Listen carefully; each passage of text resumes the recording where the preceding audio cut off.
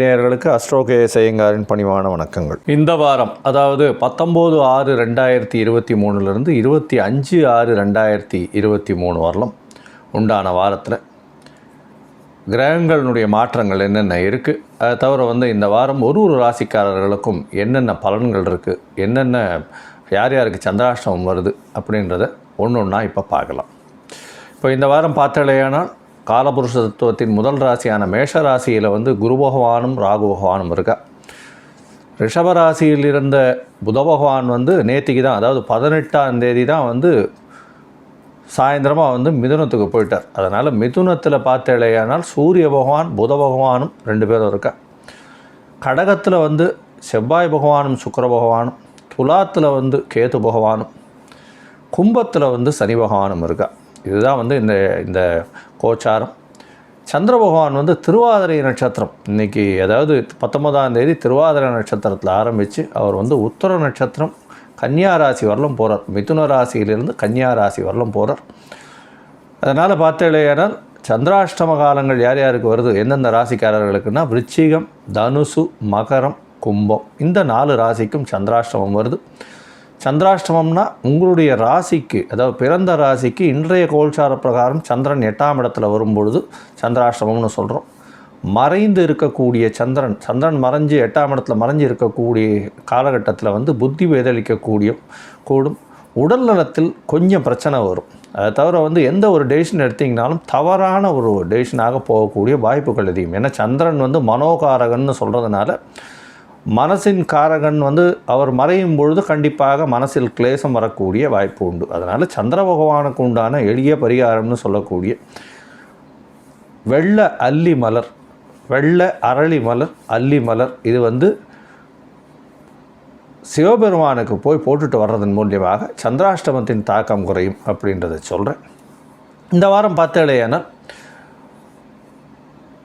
23ஆம் தேதி மக நட்சத்திரம் வருது. அதாவது மக நட்சத்திரம் 23/6/2023 அன்னைக்கு மக நட்சத்திரம் 60 நாழிகையும் இருக்குது. அடுத்த நாள் கார்த்தால வரலும் இருக்குது. 23ஆம் தேதியிலேருந்து 24ஆம் தேதி கார்த்தால வரலும். எதனால் இதை சொல்கிறேன்னா, ஆனி மகம் இப்போ இருக்கக்கூடிய அகோபில மடத்தின் அழகிய சிங்கர் 46வது பட்டம் அவருடைய திருநட்சத்திரம், அதாவது அவர் பிறந்த தினம் அப்படின்னு சொல்லக்கூடியது. அதாவது ஒரு வழியாக கொண்டிருக்கக்கூடிய இந்த மடத்தினுடைய சம்பிரதாயத்தை ஃபாலோ பண்ணி 46வது பட்ட ஜீயர்னு சொல்லுவாள். இந்த வழியில் வந்தவர் தான் 44வது பட்டத்தில் இருந்தவர் தான் ஸ்ரீரங்கம் ராஜகோபுரத்தை நிறுவினார். அதனால் எல்லாருக்குமே இந்த அகோபில மடத்தினுடைய பாரம்பரியத்தை பற்றி எல்லாருக்குமே தெரியும். அதனால் அகோபில மடத்தினுடைய 46வது பட்டம் இப்போ இருக்கக்கூடிய அழகிய சிங்கரின் திருநட்சத்திரம் 23ஆம் தேதி வருது. இதற்கப்புறம் பார்த்தாலேயானால், அதாவது அது 23ஆம் தேதி வெள்ளிக்கிழமையாகவும் இருக்குது. அதை தவிர பார்த்தாலேயானால் 25ஆம் தேதி ஆனி திருமஞ்சனம் அப்படின்னு போட்டிருக்கும். ஆனி திருமஞ்சனம் நடராஜருக்கு ரொம்பவும் விசேஷம். ஏன்னா ஆனி மாதமும் மார்கழி மாதமும் நடராஜர் வெளியில் உலா ஒருவர். இந்த ஆனி மாதம் உலா வரக்கூடிய நாளாக இந்த நாள் இருக்குது, திருமஞ்சனம் பண்ணக்கூடியது. ஏன்னா அந்த இது வைகாசி மாதத்தில் உங்களுக்கு இதுவெல்லாம் அக்னி நட்சத்திரம்லாம் முடிஞ்சாலும் ஆனி மாதத்தில் அதனுடைய இது இருக்கும், அதாவது ஹீட் ரொம்ப அதிகமாக இருக்கும். அதனால் அன்றைக்கி திருமஞ்சனம் அதிகமாக பண்ணுவாள். இந்த ஆனி திருமஞ்சனத்தை சேவிச்சுட்டு வர்றவாளுக்கு எல்லா விதமான கஷ்டங்களும் போகும் அப்படின்றது ஒரு நம்பிக்கை. அது நிச்சயமாக எல்லாரும் நடராஜர் கோவிலுக்கு போய் சேவிச்சுட்டு வர்றது மிகவும் ஏற்றம். இந்த ஆனி திருமஞ்சனம் அப்படின்றது ஆனி மாதம் உத்தர நட்சத்திரத்தில் வரக்கூடியது. அதுதான் ஆனி திருமஞ்சனம்னு பண்ணுறது.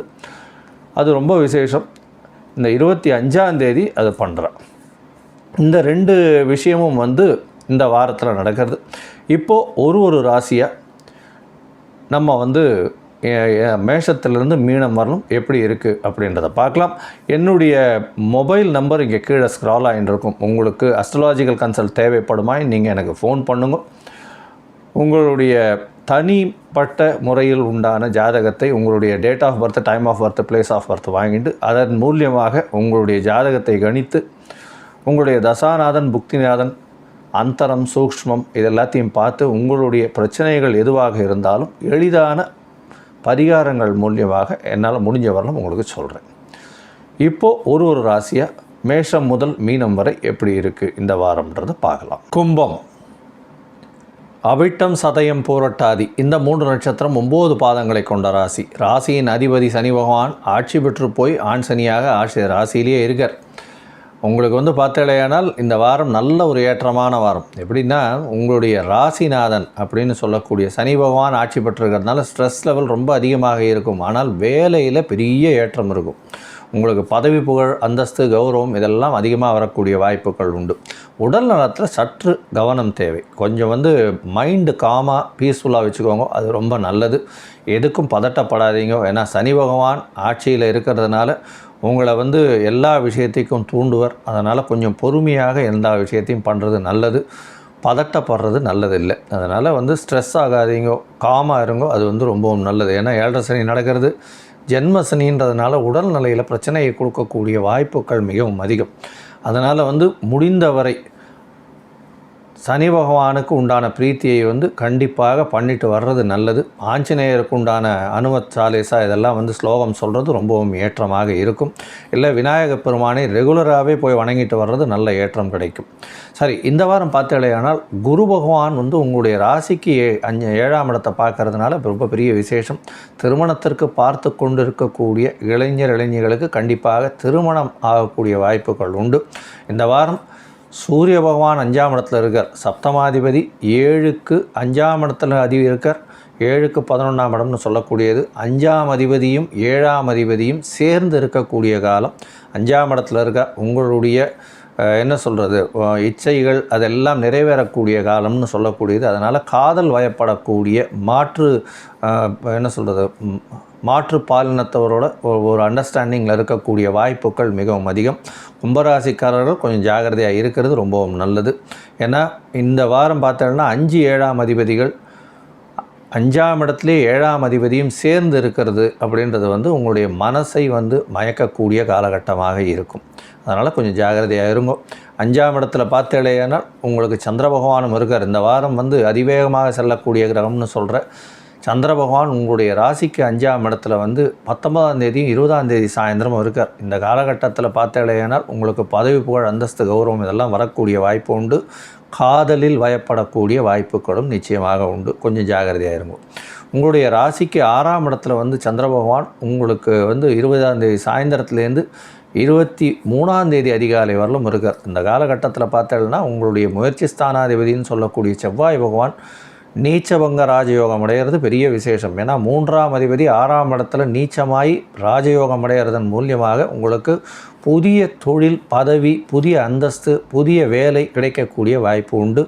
வேலை நிச்சயமாக பெரிய ஏற்றத்தை கொடுக்கும். அதுவும் இந்த நெருப்பு சம்பந்தமான வேலைகள் நிச்சயமாக ஒரு பெரிய ஏற்றத்தை கொடுக்கும். உங்களுடைய முயற்சி ஸ்தானம் உங்களுடைய இளைய சகோதரத்தின் மூலியமாக நல்ல ஏற்றம் வரக்கூடிய வாரமாக இந்த வாரம் அமைகிறது.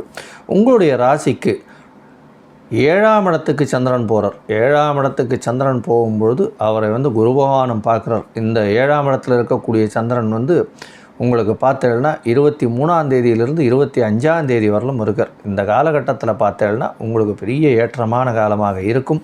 திருமணத்திற்கு பார்த்து கொண்டிருப்பவர்களுக்கு கண்டிப்பாக திருமண வாய்ப்புகள் நிச்சயமாக அமையக்கூடிய வாய்ப்புகள் உண்டு. அதனால் கண்டிப்பாக இந்த வாரம் திருமண யோகம் கும்பராசிக்காரர்களுக்கு அமையும்.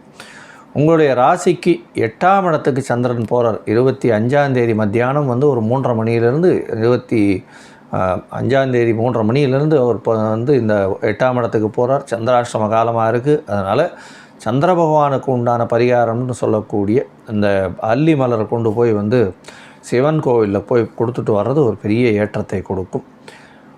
இந்த வாரம் பார்த்தேலையானால் உங்களுடைய உடல்நிலையில் மட்டும் ரொம்ப ஜாகிரதையாக இருக்கும். மிச்சப்படி உங்களுக்கு பணவரவு, அதிர்ஷ்டம் எல்லாமே நல்லபடியாகவே இருக்குது. கவலைப்பட தேவையில்லை.